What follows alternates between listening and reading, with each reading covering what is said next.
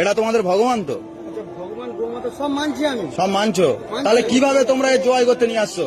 সরকার মানা করেছে তো? হ্যাঁ না, আমি ক্লাবের গল্পে যাচ্ছি না, ক্লাব কিন্তু পরে কারোর বাঁচাবে না, আমরা খাবো না কেউ, তাও অসুবিধা নেই, কিন্তু যে বন্ধুরা আপনারা ভিডিওটা দেখতে পাচ্ছেন স্ক্রিনে, যে আমাদের এই ভাইটা হলো হিন্দু, সে হিন্দু ভাই আবেগ নিয়ে মনে কষ্ট নেই কি বলছে দেখুন, আমাদের মুসলমান ভাইদেরকে আবেগ নিয়ে কি বলছে, মনে খুবই কষ্ট। তোমরা তোমাদের মানলে ছিল, তোমরা হাটে থাকুনি, নিয়ে চলে যাও, যাও ভালো ভালো চলে যাও, যাও যাও, হ্যাঁ কত কষ্ট, যাও যাও চলে যাও, চলে যাও, যাও চলে যাও, চলে যাও, বেকার গ্যাঞ্জাম বাড়ানি, চলে যাও।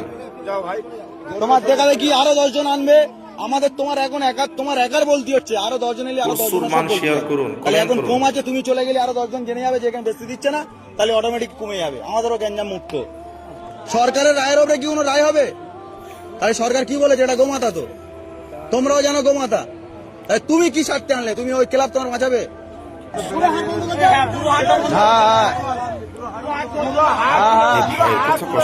হিন্দু ভাই কত কষ্ট, যে কুয়া খুদনেওয়ালা কুয়ার সামনে, কুয়াটা যাদের জন্য খুঁজছিল, কুয়াটা তারাই পড়লো, আমাদের কিচ্ছু হবে না মুসলমান ভাইদের, যত কষ্ট হিন্দু ভাইদের।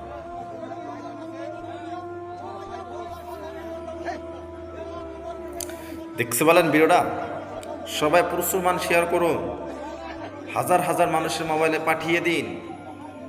আমাদের যে হিন্দুরা, তাদের কত কষ্ট আবেগ, সে ভাই বোনকে বিয়ে দিত, নিজের মা বা নিজের ভাই নিজের বোনদেরকে লেখাপড়া করাইতো গুরু বেছে, কিন্তু করতে দিল না কিছু কিছু জালেমেরা।